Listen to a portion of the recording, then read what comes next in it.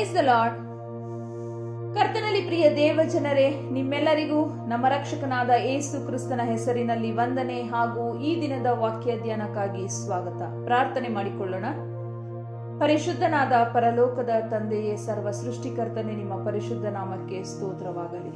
ಅಪ್ಪ, ಈ ದಿನ ಉಪವಾಸದ ಪ್ರಾರ್ಥನೆ ಬಗ್ಗೆ ತಿಳಿದುಕೊಳ್ಳಲಿದ್ದೇವೆ. ಹಾಗಾಗಿ ಈ ವಿಷಯವನ್ನು ತಿಳಿದುಕೊಳ್ಳುವಾಗ ನಮ್ಮೆಲ್ಲರ ಆತ್ಮಿಕ ಕಣ್ಣುಗಳನ್ನು ತೆರೆದು ನಿಮ್ಮ ಸತ್ಯದ ಆತ್ಮನ ಮುಖಾಂತರ ನಮ್ಮೆಲ್ಲರನ್ನು ಸತ್ಯಕ್ಕೆ ನಡೆಸಿ ಆಶೀರ್ವದಿಸಿ ಕಾಪಾಡಬೇಕಾಗಿ ಯೇಸುವಿನ ಹೆಸರಿನಲ್ಲಿ ಬೇಡಿ ಹೊಂದಿದ್ದೇವೆ ನಮ್ಮ ತಂದೆ, ಆಮೆನ್. ಪ್ರಿಯರೇ, ಇಂದಿನ ವಾಕ್ಯ ಸಂದೇಶ ಉಪವಾಸ ಪ್ರಾರ್ಥನೆಯ ಬಗ್ಗೆ. ನಾವೆಲ್ಲರೂ 40 ದಿನಗಳ ಶ್ರಮ ಮರಣದ ಉಪವಾಸದ ದಿನಗಳಲ್ಲಿ ಇದ್ದೇವೆ. ಅನೇಕರು ಹೆಚ್ಚಾಗಿ ಈ ದಿನಗಳಲ್ಲಿ ಉಪವಾಸವಿದ್ದು ಪ್ರಾರ್ಥನೆ ಮಾಡುತ್ತಾರೆ.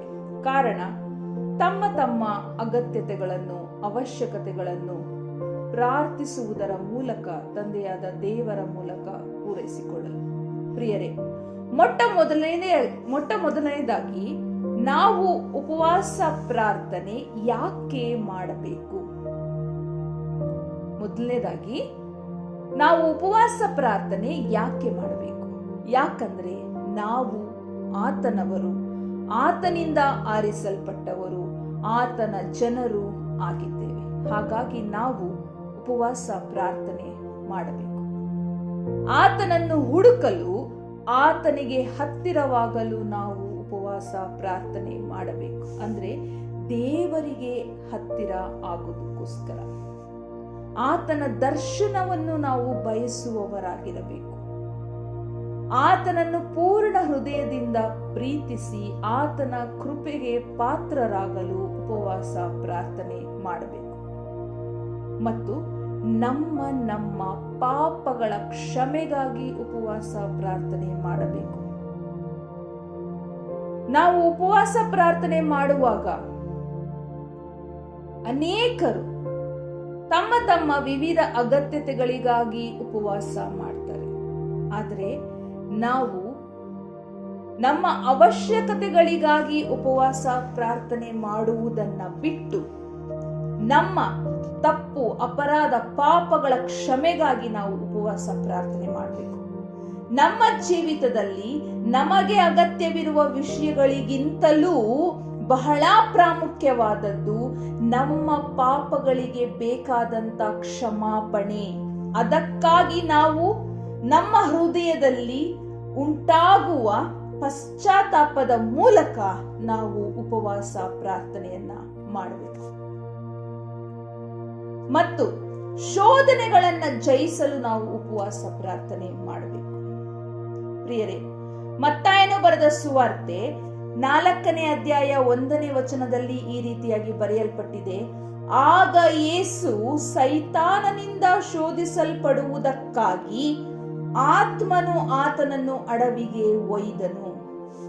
ಆತನು 40 ದಿವಸ ಹಗಲಿರುಳು ಉಪವಾಸವಿದ್ದ ತರುವಾಯ ಆತನಿಗೆ ಹಸಿವಾಯಿತು ಅಂತ ಬರೆಯಲ್ಪಟ್ಟಿದೆ. ಪ್ರಿಯರೇ, ಸೈತಾನನಿಂದ ಶೋಧಿಸಲ್ಪಡುವುದಕ್ಕಾಗಿ ಯೇಸು ಅಡವಿಗೆ ಒಯ್ಯಲ್ಪಟ್ಟನು ಅಂತ ವಾಕ್ಯದಲ್ಲಿ ಬರೆಯಲ್ಪಟ್ಟಿದೆ. 40 ದಿನಗಳ ಉಪವಾಸದ ನಂತರ ಸೈತಾನನಿಂದ ಎದುರಾದ ಶೋಧನೆಯಲ್ಲಿ ವಾಕ್ಯಗಳ ಮೂಲಕವೇ ಯೇಸು ಕ್ರಿಸ್ತನು ಗೆದ್ದರು. ಆತನು ನಮ್ಮ ಹಾಗೆ ಶೋಧಿಸಲ್ಪಟ್ಟರೂ ಪಾಪ ಮಾತ್ರ ಮಾಡಲಿಲ್ಲ. ಪ್ರಿಯರೇ, ಇದನ್ನ ನಾವು ಬಹಳ ಸೂಕ್ಷ್ಮವಾಗಿ ಗಮನಿಸಬೇಕು. ನಾವೇನು ಯಾವಾಗ್ಲೂ ಓದ್ತೀವಿ, ಹೌದು ಯೇಸು ಸ್ವಾಮಿ 40 ದಿನ ಉಪವಾಸ ಇದ್ರು, ಉಪವಾಸ ಮುಗಿದ ತಕ್ಷಣ ಅವ್ರಿಗೆ ಹಸುವಾಯ್ತು, ಆಮೇಲೆ ಸೈತಾನ ಬಂದು ಶೋಧಿಸಿದ. ಸೈತಾನ ಕೇಳಿದ 3 ಪ್ರಶ್ನೆಗೂ ಯೇಸು ಸ್ವಾಮಿ ವಾಕ್ಯದ ಮುಖಾಂತರವೇ ಉತ್ತರ ಕೊಟ್ರು. ಅನಂತರ ಸೈತಾನನು ಯೇಸು ಸ್ವಾಮಿಯನ್ನು ಬಿಟ್ಟು ಹೊರಟು ಹೋದ. ಆದ್ರೆ ಅದಕ್ಕಿಂತ ಮುಂಚೆ ವಾಕ್ಯದಲ್ಲಿ ಬರೆಯಲ್ಪಟ್ಟಿದೆ, ಸೈತಾನನಿಂದ ಶೋಧಿಸಲ್ಪಡುವುದಕ್ಕಾಗಿ ಆತನು ಅಡವಿಗೆ ಒಯ್ಯಲ್ಪಟ್ಟನು ಅಂತ. ಆ 40 ದಿನಗಳ ಉಪವಾಸದ ನಂತರ ಯೇಸು ಕ್ರಿಸ್ತನು ವಾಕ್ಯ ಹೇಳುವುದರ ಮೂಲಕ ಆ ಸೈತಾನನನ್ನು ಜಯಿಸಿದರು. ಪ್ರಿಯರೇ, ಇದೇ ರೀತಿಯಾಗಿ ನಮ್ಮ ಜೀವನದಲ್ಲೂ ನಮಗೆ ಎದುರಾಗುವ ಶೋಧನೆಗಳಿಂದ ನಾವು ಜಯಿಸಲು ನಮಗೆ ದೇವರ ಕೃಪೆ, ಸಹಾಯ, ಮಾರ್ಗದರ್ಶನ ಬೇಕೇ ಬೇಕು. ಅದು ಉಪವಾಸದ ದಿನಗಳಲ್ಲಿ ಹೆಚ್ಚಾಗಿ ದೇವರ ಹತ್ತಿರವಿರುವುದರಿಂದ ನಾವು ಸೈತಾನನನ್ನ ಜಯಿಸಲು ನಮಗೆ ಸಹಾಯವಾಗುತ್ತದೆ. ಯಾಕಂದ್ರೆ ಯೇಸು ಸ್ವಾಮಿ ತಾನೇ ಹೇಳಿದ್ದಾರೆ, ಈ ಜಾತಿಯು ಉಪವಾಸ ಪ್ರಾರ್ಥನೆಗಳಿಂದಲ್ಲದೆ ಹೋಗುವುದಿಲ್ಲ ಅಂತ. ಉಪವಾಸ ಪ್ರಾರ್ಥನೆ ಅನ್ನುವಂಥದ್ದು ನಮ್ಮ ದಿನನಿತ್ಯದ ಜೀವನದ ಅಗತ್ಯತೆಗಳನ್ನ ಪೂರೈಸಿಕೊಳ್ಳುವುದಕ್ಕಾಗಿ ಅಲ್ಲ, ಬದಲಾಗಿ ನಮ್ಮನ್ನು ಪರಲೋಕದಿಂದ ದೂರ ಮಾಡುವಂತಹ ಯಾವುದೇ ಸಂದರ್ಭಕ್ಕಾಗಲಿ, ಸೈತಾನನ ತಂತ್ರೋಪಾಯಗಳಿಗಾಗಿ, ಬಂಧನಗಳಿಗಾಗಲಿ ನಾವು ಒಳಗಾಗದಂತೆ, ಸೈತಾನನ ತಂತ್ರೋಪಾಯಗಳಿಂದ ತಪ್ಪಿಸಿಕೊಳ್ಳಲು, ದೇವರು ದಯಪಾಲಿಸುವ ಸರ್ವಾಯುಧಗಳನ್ನು ಧರಿಸಿಕೊಳ್ಳಲು ನಾವು ಉಪವಾಸ ಪ್ರಾರ್ಥನೆಯನ್ನು ಮಾಡಬೇಕು. ಇತರರನ್ನು ಸೈತಾನನ ಬಂಧನದಿಂದ ತಪ್ಪಿಸಲು ನಾವು ಉಪವಾಸ ಪ್ರಾರ್ಥನೆ ಮಾಡಬೇಕು. ಈ ರೀತಿಯಾಗಿ ಇತರರಿಗೋಸ್ಕರ ನಾವು ಪ್ರಾರ್ಥನೆ ಮಾಡುವಾಗ, ಇತರರ ರಕ್ಷಣೆಗೋಸ್ಕರ ನಾವು ಪ್ರಾರ್ಥನೆ ಮಾಡುವಾಗ, ನಾವು ದೇವರ ರಾಜ್ಯಕ್ಕಾಗಿ, ನೀತಿಗಾಗಿ ತವಕ ಪಡುವವರ ಹಾಗೆ ನಾವು ದೇವರ ಮುಂದೆ ನಿಲ್ತೀವಿ. ಇದಕ್ಕಾಗಿ ಈ ಎಲ್ಲವುಗಳಿಗೋಸ್ಕರ ಬಲ ಹೊಂದಲು ನಾವು ಉಪವಾಸ ಪ್ರಾರ್ಥನೆಯನ್ನ ಮಾಡಬೇಕು.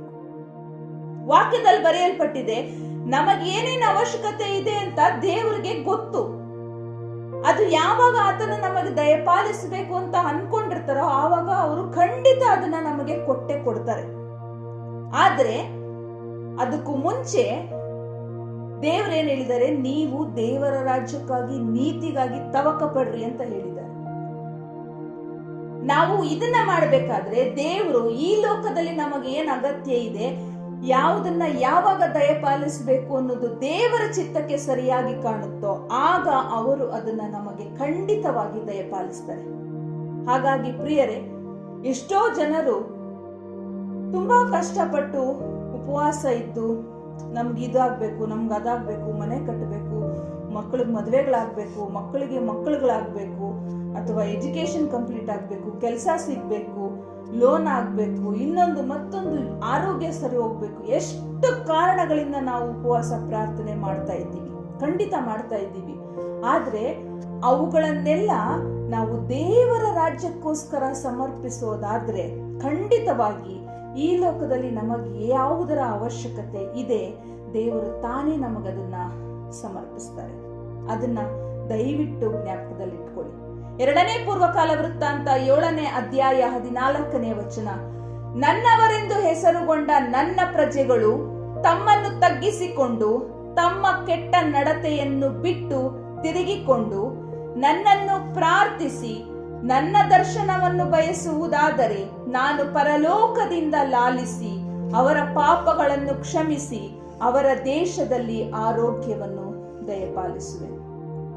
ಕರ್ತನಲ್ಲಿ ಪ್ರಿಯರೇ, ಈ ದೇವರ ಚಿತ್ತದ ಪ್ರಕಾರ ಉಪವಾಸ ಪ್ರಾರ್ಥನೆ ಮಾಡಿ ಆತನ ಮಕ್ಕಳಾಗಿ ಆತನಿಗಾಗಿ ನಾವು ಬಾಳೋಣ. ಇದು ಬರೀ 40 ದಿನಗಳಿಗೆ ಮಾತ್ರ ಸೀಮಿತವಾಗಿರದೆ ಜೀವಮಾನ ಕಾಲದ ಉದ್ದಕ್ಕೂ ಪಾಲಿಸೋಣ. ಯಾಕಂದ್ರೆ ನೋಡ್ರಿ, ಇವಾಗ ನಾವು ಉಪವಾಸ ಇದ್ದಾಗ ಅನೇಕರನ್ನ ನೋಡ್ತೀವಿ, ನಾವು ನಾನ್ ವೆಜ್ ತಿನ್ನೋದು ಬಿಡ್ತೀವಿ ಅಂತಾರೆ. ಕೆಲವರು ಹೆಂಗಸರು ಹೂವು ಮುಡಿಯೋದಿಲ್ಲ ಅಂತಾರೆ. ಕೆಲವರು ನಾವು ಹೊಸ ಬಟ್ಟೆ ಹಾಕೊಳ್ಳೋದಿಲ್ಲ ಅಂತ ಹೇಳ್ತಾರೆ.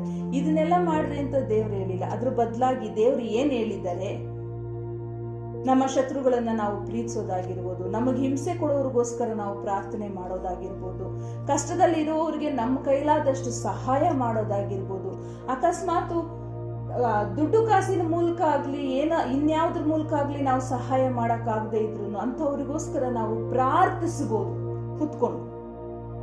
ಇದು ನಾವು ಮಾಡ್ಬೇಕಾಗಿರೋಂತ ಉಪವಾಸದ ಪ್ರಾರ್ಥನೆ. ಅದ್ರ ಬದಲಾಗಿ ನಾನಿವಾಗ ದೇವ್ರು ಹೇಳಿದ್ದಾರೆ, ನಾನು ಈ 40 ದಿನಗಳ ಕಾಲ ನಾನು ಹೂವು ಮುಡೋದಿಲ್ಲ, ಅದು ನನ್ನ ಮನಸ್ಸಿಗೆ ತೋರಿಸ್ತು ನಾನು ಮಾಡ್ತಾ ಇದ್ದೀನಿ ಅಂದ್ರೆ ನಾವು ಹೂವು ಮುಡಿದ್ರೆ ಎಷ್ಟು, ಬಿಟ್ರೆ ಎಷ್ಟು? ದೇವ್ರು ಹೇಳಿರೋ ಕೆಲಸನ ನಾವು ಮಾಡಿದೀವ? ನಮಗೆ ತಪ್ಪು ಮಾಡಿದವ್ರನ್ನ ನಾವು ಕ್ಷಮಿಸಿದೀವ? ನಮ್ಮ ಶತ್ರುಗಳನ್ನ ನಾವು ಕ್ಷಮಿಸಿದೀವ? ನಮ್ಮನ್ನು ಹಿಂಸೆ ಪಡಿಸೋರ್ಗೋಸ್ಕರ ನಾವು ಪ್ರಾರ್ಥಿಸ್ತಾ ಇದ್ದೀವ? ದೇವರಲ್ಲಿರುವಂತ ಶಾಂತಿ ನಮ್ಮಲ್ಲಿದೆಯಾ? ಆತನು ಒಪ್ಪುವ ರೀತಿನಲ್ಲಿ ನಾವು ನಡೀತಾ ಇದ್ದೀವ ಅನ್ನೋದು ಮುಖ್ಯ ಆಗುತ್ತೆ. ಈ 40 ದಿನಗಳಲ್ಲಿ ನಾವು ಎಷ್ಟು ದಿನ ನಾನ್ ವೆಜ್ ತಿಂದಿಲ್ಲ ಅದು ಲೆಕ್ಕಕ್ಕೆ ಬರಲ್ಲ. ನಾವು ಹೊಸ ಬಟ್ಟೆ ಹಾಕೊಂಡ್ಲಿಲ್ವಾ ಅದು ಲೆಕ್ಕಕ್ಕೆ ಬರಲ್ವಾ? ನಾವು ಹೂವ ಮುಡ್ಕೊಂಡ್ಲಿಲ್ವಾ ಅದು ಲೆಕ್ಕಕ್ಕೆ ಬರೋದಿಲ್ಲ. ನಮ್ಮನ್ನ ನೋಯಿಸಿದವ್ರನ್ನ ನಾವು ಯಾವ ಮಟ್ಟಕ್ಕೆ ನಡೆಸ್ಕೊಂಡಿದ್ದೀವಿ ಅನ್ನೋದು ಬಹಳ ಪ್ರಾಮುಖ್ಯ ಆಗುತ್ತೆ. ಹಾಗಾಗಿ ದೇವರ ಚಿತ್ತದ ಪ್ರಕಾರ ನಾವು ಉಪವಾಸ ಪ್ರಾರ್ಥನೆ ಮಾಡೋಣ. ಹೀಗಾಗುವಂತೆ ಕರ್ತನ ಕೃಪೆ ನಮ್ಮನ್ನು ಆವರಿಸಲಿ. ಯೇಸುವಿನ ಹೆಸರಿನಲ್ಲಿ ಬೇಡಿ ಹೊಂದಿದ್ದೇವೆ. ನಮ್ಮನ್ನು ನಾವು ತಗ್ಗಿಸುತ್ತೇವೆ. ಎಲ್ಲ ಘನಮಾನ ಮಹಿಮೆ ತಂದೆಯಾದ ದೇವರಿಗೆ ಯುಗ ಯುಗಾಂತರಗಳಲ್ಲಿ ಸಲ್ಲಲಿ. ಆಮೆನ್.